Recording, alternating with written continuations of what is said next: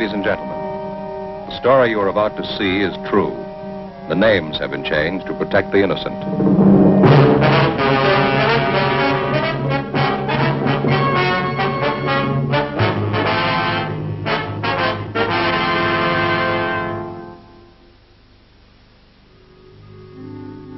This is the city. Everything in it is one way or the other. There's no middle ground. Narrow alleys. Broad highways. Mansions on the hill.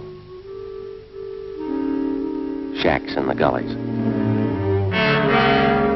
People who work for a living and people who steal. These are the ones that cause me trouble. I'm a cop. It was Monday, April 17th. We were working the day watch out of forgery detail. My partner's Frank Smith. The boss is Captain Welch. My name's Friday. We'd gotten reports of an expert check forger operating again in the city. She'd written more than $20,000 in bad checks. We had to stop her.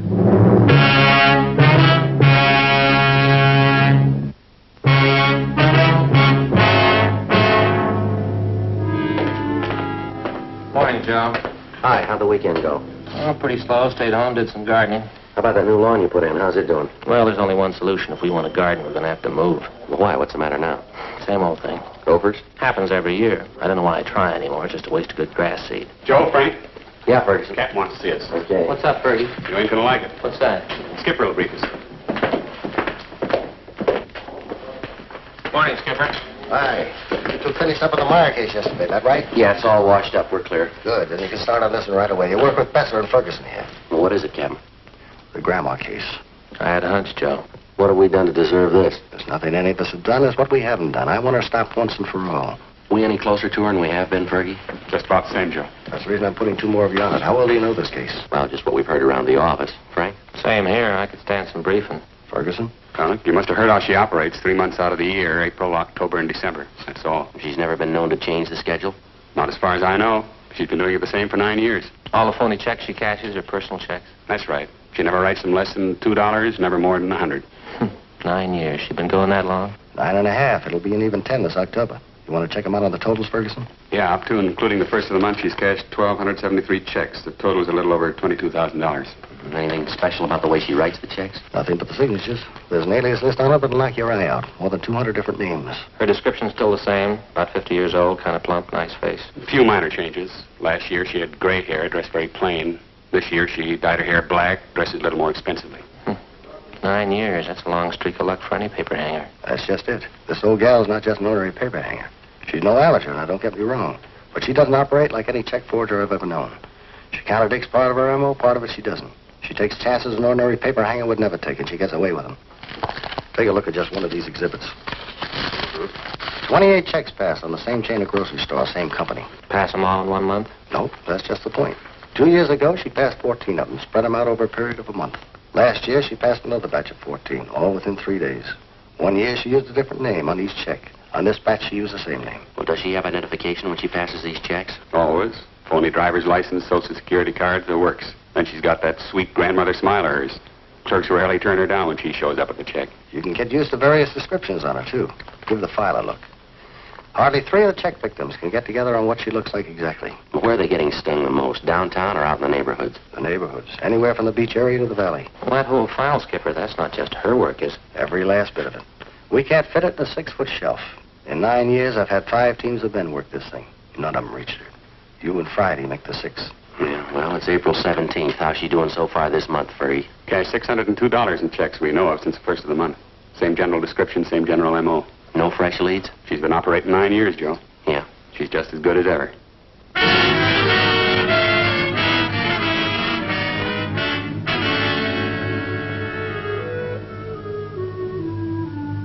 To the working detective, there's no tougher job than tracking a lawbreaker who's half professional and half amateur.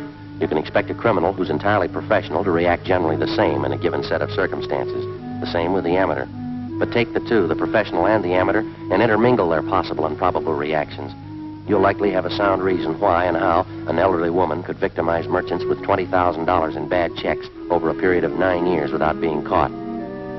Grandma, as she'd come to be known, worked only 3 months out of each year. April, October, and December. Her apparent fine sense of timing and her knowledge of psychology was far and away superior to that of the ordinary paper hanger. If the file on Grandma was any indication, she apparently had been born to be a successful check forger. After Frank and I spent 3 days on the case with Sergeants Ferguson and Besser, we were almost convinced there was only one way we could reach the suspect. She had to make a mistake. Fergie, how'd you do? Pretty sour. 4 checks in 2 days. What'd you get? 2. Don Myers checked the signatures. They're all hers. Here's our list if you're interested. Meat market out on Pico, $25. Grocery in West Hollywood, $48. 2 department stores downtown, $100 apiece. How they describe the woman? Same old yarn. She was a nice, charming little lady, about 55 or 60. Small, dark hair, graying, dark eyes, nice smile. Clerk told me she reminded him of his mother. Yeah. One thing, sure, her timing's just as good as it was 9 years ago. The Downtown Merchants Association's screaming again. They're looking for action. Well, fine, so are we. When they stop cashing checks for people they don't know, they'll stop getting hurt. We can't stand behind their counters and run a make on every one of their customers who wants to cash a check. How many publicity campaigns have we run on bad checks? I don't know, but they don't seem to stop Grandma. You talked to the captain today? Yeah, he's looking for action, too. I don't know what we can do unless we get some kind of cooperation from the merchants. Every time the old gal pushes a bum check, it's 3 or 4 days before it gets to the bank, and we hear about it. The trail's pretty cold by then. Joe and I were talking just before you came in, Fergie. We can't expect too much to happen the way we're going. Any ideas?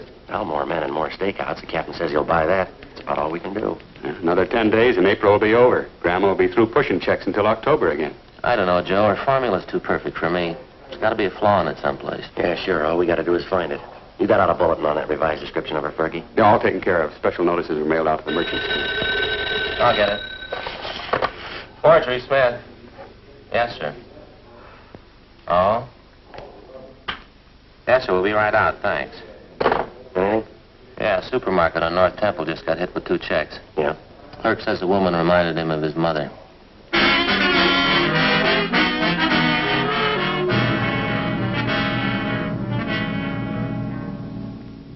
A week passed. The number of stakeouts on business places throughout the city was doubled. The M.O. and the description of the suspect was circulated among the merchants in the downtown and suburban shopping centers.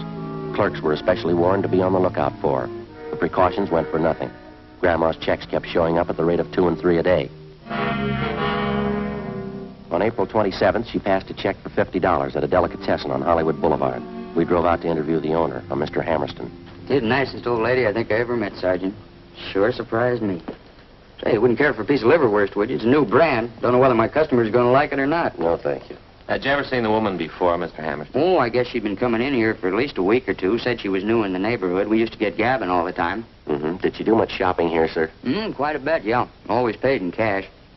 We got to be great friends, you know. Used to talk about the old country, things like that.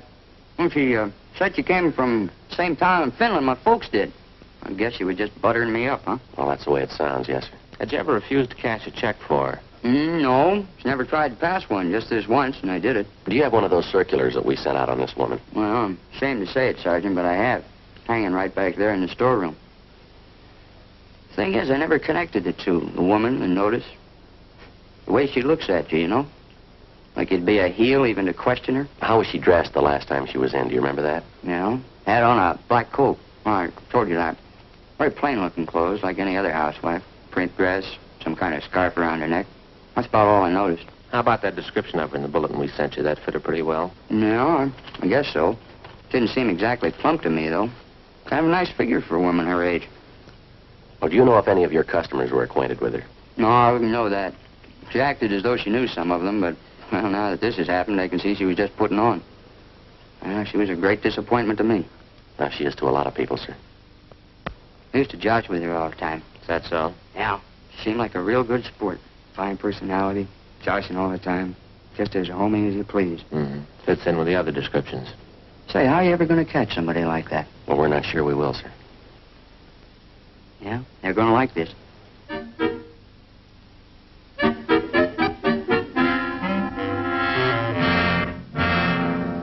Two days later, on April 30th, right on schedule, the flow of bogus checks in Grandma's handwriting suddenly stopped. If she continued to work by the same timetable she'd been using for the last 9 years, she wouldn't start operations again until the 1st of October. During the next 5 months that followed, from May to the end of September, Besser, Ferguson, Frank, and I handled the usual run of check cases. At the same time, we used up every spare hour we had making preparations for Grandma's next appearance. Every businessman throughout the city who might be a possible victim was alerted. A revised description of the suspect together with her M.O. was printed up and given wide distribution. Every possible precaution was taken.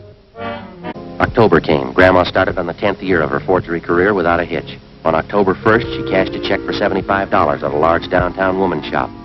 As soon as we got the report, we drove out to the store and went to the department where the check had been received. A fashion show was in progress. We asked to see the manager.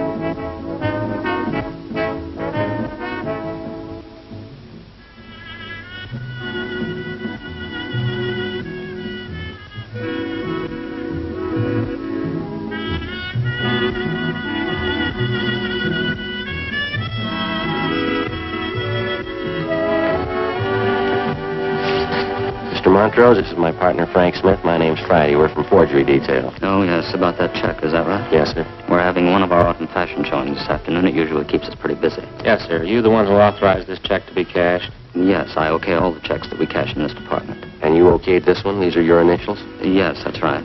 I don't know what I can do for you, gentlemen. The check was passed. Very unfortunate occurrence. The sales girl handled the transaction. She showed me the check. I knew the signature, so I okayed it. Mary Walker? Yes, that's how the check was signed. What kind of identification did the woman have? Her charge account plate. You know, the small metal card? Charger plates, we call them.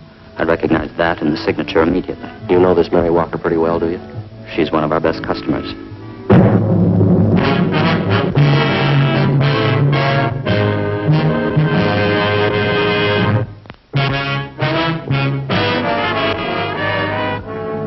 Friday, October 4th, 2 p.m. Before we left the store, we found that another worthless check bearing the signature Mary Walker had been cashed in a different department of the store on the same day as the other forged check. The woman had used the same means of identification, a metal charge account plate stamped with the name Mary Walker. We took the two checks back to the office and had Don Meyer in handwriting compare the signatures. There wasn't any doubt in his mind. The writing on both checks was Grandma's. It was only a hunch, but it was beginning to look as though the suspect had finally done what we'd been waiting 9 years for her to do. She'd made a mistake. Frank and I drove out to an address in the Wilshire district to interview Mrs. Mary Walker. She fit the general description of the suspect, but she denied writing either one of the checks which bore her signature. Well, what are the questions, Sergeant? I couldn't have written those checks. I haven't even been in the city for the past 5 days. And these signatures on these checks, Mrs. Walker, they're not yours. Well, it looks like my handwriting, but it's not. I didn't write those checks. They're forgeries. Well, you do have a charge account at the store, don't you, ma'am? Yes, I've had one there for years. Nothing like this ever happened, though. Do you have one of those charge account plates, do you? Well, yes, I did have one. You lent it to someone in your family? No, as a matter of fact, I lost it. I intended to report it to the store, but it slipped my mind. Do you have any idea where and when you might have lost it? Well, I think it was last Sunday night, Sergeant, but I'm not sure. Oh, just a minute. I know someone who would remember. Inez Lander. She was there, and I'm sure that she'd remember. Who's she, ma'am? She's a girlfriend of mine. She lives in this neighborhood. Hello, Inez. This is Mary Walker. Oh, I'm just fine. You? Good. Say, Inez, what night was it that we went to the Boosters Club meeting? Sunday? Well, that's what I thought. Oh, nothing. Just some silly misunderstanding. Well, all right, Inez. Thanks for remembering for me. Yeah. Bye. It was Sunday night, Sergeant.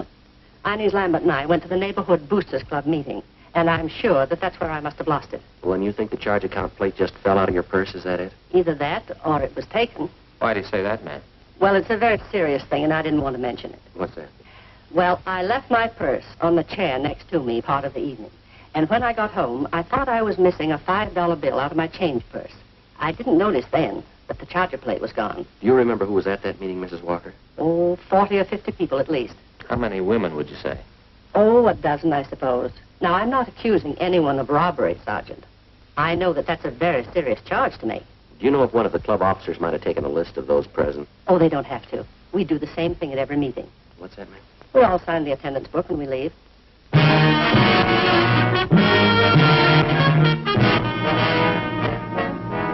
"3 p.m., Frank and I contacted the secretary of the Neighborhood Boosters Club. He gave us a list of those present at the Sunday night meeting of the club. As Mary Walker had told us, each person present had signed his or her name and address in the attendance book. We took the record downtown with us and had Don Meyer compare each signature on the list with samples of Grandma's handwriting. Number 32 on the list, fellas. That's it. Positive make, Don? No doubt in my mind. That's Grandma's handwriting. Let me see how she signed it. Mrs. Inez Lambert. We went down the hall to R&I and had them check the name Inez Lambert through the files. She had no criminal record. Together with Bester and Ferguson, Frank and I spent the next day and a half trailing Inez Lambert wherever she went. She fitted the description of the suspect perfectly. We questioned her friends, her neighbors. We dug back into every corner of her life for the past 10 years. The results were pretty amazing. We found that she was highly respected by everyone she knew. She was active in a dozen civic and church organizations. Her reputation was spotless. There was only one hitch. Mrs. Lambert's hobby was charities. By checking back, we found that during the past 10 years, she donated an average of $3,000 annually to various charitable organizations. Her husband's total annual income was $7,000. From her bank, we obtained specimens of Inez Lambert's handwriting. It matched almost perfectly with every signature in the Grandma file. Monday, October 7th, Frank and I called on Mrs. Lambert. She asked us back to the kitchen. You know, Mary Walker was telling me about you. She told me about missing those things from her purse at the meeting. Is that what you wanted to inquire about? Well, yes, ma'am. We wanted to ask you some other questions besides that. Well, you sort of caught me at a bad time. I was just getting ready to put some baking in the oven for dinner tonight. Would you mind very much if we talked while I worked? I've got to get this done. No, not at all, ma'am. You go right ahead. Oh, there goes that cream sauce boiling over again. Officers, just take chairs there, would you please? And I'll be right with you in just a minute. Oh, thank you, ma'am. You know, this cream sauce is so temperamental, I can't take my eye off of it for a minute. Yes, ma'am. Either of you officers like a nice cup of hot cocoa? It's kind of chilly out today. Well, no, ma'am. We only have a few questions for you. It won't take very long. I see. Well, I'll just get my eggs beaten up here then. It's crowded here. Would you mind holding that Sure. for me for just half a minute? But anyway, that's fine. Thank you very much. These eggs beaten, you know, we make meringue. You can't make meringue very well without plenty of eggs. Yes, ma'am. What's this going to be? Oh, this is going to be a pinch pie. Did you ever hear of a pinch pie? It's you know, it's a sort of a meringue tart.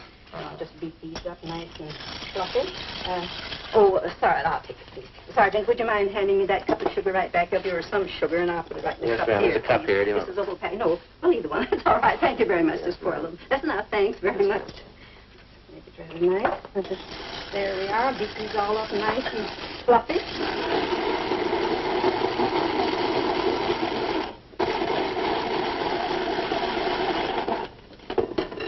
Now, what was it you wanted to know? Well, Mrs. Walker had her charge account plate stolen that night at the Boosters Club meeting.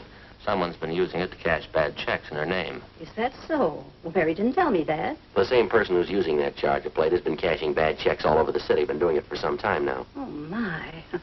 Well, I don't think I can help you, Sergeant. I went to that meeting with Mary. She says somebody must have been in her purse, but I didn't see them. Do you have that charge account plate, Mrs. Lambert? Me? Oh, no. I have my own. Now, let me see. Teaspoonful of vanilla, teaspoonful of vinegar, teaspoonful of water. Combined in a small pitcher or cup. We've got good reason to believe you have that charge account plate, ma'am. Did you take it from Mrs. Walker? That's a silly thing for you to say, officer. I told you I have my own charger plate. I never borrow anyone else's. No reason to. I add a few drops of combined liquids and beat constantly. Did you cash 2 checks last week and sign them with Mrs. Walker's name? Why, of course not. Why should I do such a thing? Mary Walker's one of my best friends. I would do that to her even as a joke. Our handwriting man compared the signatures on those 2 checks, Mrs. Lambert. Both of them match your handwriting. Well, then your handwriting man certainly made a mistake. There's a large Pyrex dish in that cupboard right there. Would you mind getting your corner, I'll please? get it. Oh, on the top shelf, way up. That's right. On the left. No, not those. The big ones. See that one? That's right. That's Pyrex. Don't drop those on your head. There's so many nice dishes. I don't want you to break them. That's fine. That's it. Careful. Good. I think it's... You deny you wrote those 2 forged checks last week? You deny you've written and cashed about 1,500 worthless checks in the last 9 years? Why, of course I deny it. You sure you haven't made a mistake? We're sure, ma'am. Sorry, you'll have to come downtown with us for questioning. What's that? Oh, my cream sauce is boiling over again, Sergeant. Oh, I can't leave the house now, right in the middle of getting dinner ready. My husband would be furious. If you want to talk, couldn't we do it later on? Sorry, afraid not. But you certainly can't accuse me of doing anything wrong. Folks at church will vouch for me. We've got just as many people who say you cheated them. The same people who cashed those checks for you. Quite a few of them, ma'am. 9 years worth. But that's silly. 9 years and cashing checks. I'm sure you must mean somebody else, Sergeant. Well, I've got to get this platter greased. Now, let me see. Heat meringue upon lightly greased platter. Yes, that's right. We don't mean anyone else, ma'am. You'll have to come along with us, Mrs. Lambert. But you can't prove a thing. You can't prove anything about me. We've got a record downtown on every single check you passed since you started. We've got specimens of your handwriting and people to identify you. We know what your income is. We know how much you've given to charities. My donations to charity are my business. You've no right to upset me like this. How many average families give half their income to charity? Can you answer that for us, Miss Lambert? But that's my business. It's none of yours. I certainly have a right to give what I please. The money's got to come from someplace, ma'am. Is that what the checks were for? All right, we're going to lay it out for you, ma'am. We have all the evidence against you that we need. Witnesses, too. We don't know why you've been cashing these checks, but we do know that you have been. Now, I think it'll work out better for everybody concerned if you tell us the truth. I do hope I put enough vanilla in that. Would you like to tell us about it?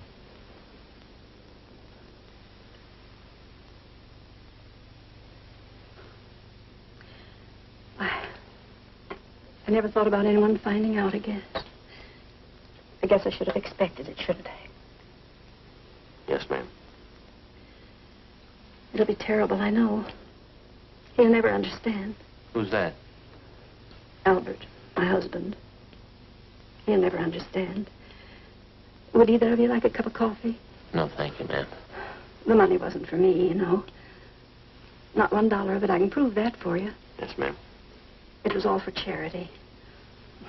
There were so many of them. Orphanages and old people's homes and the Christmas Poor Fund. And then the overseas relief charities. Well, they all needed money. Somebody has to take care of them. Your husband didn't know anything about this for 10 years, ma'am? Nothing at all. They were my charities. I had to have money for them. I took the money from people who had it and gave it to those who didn't. What do you think, Sergeant? What's that? Was I wrong? Do you think the good Lord will say I was wrong? Well, I wouldn't know, ma'am. I only wanted to help the poor. He did. He came to help the poor. Well, there's a big difference, ma'am. Yes? He didn't use a checkbook.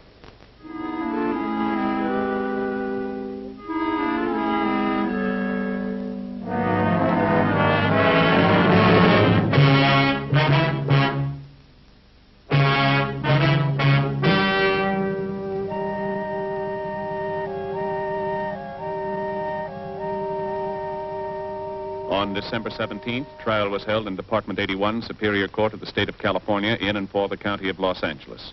In a moment, the results of that trial.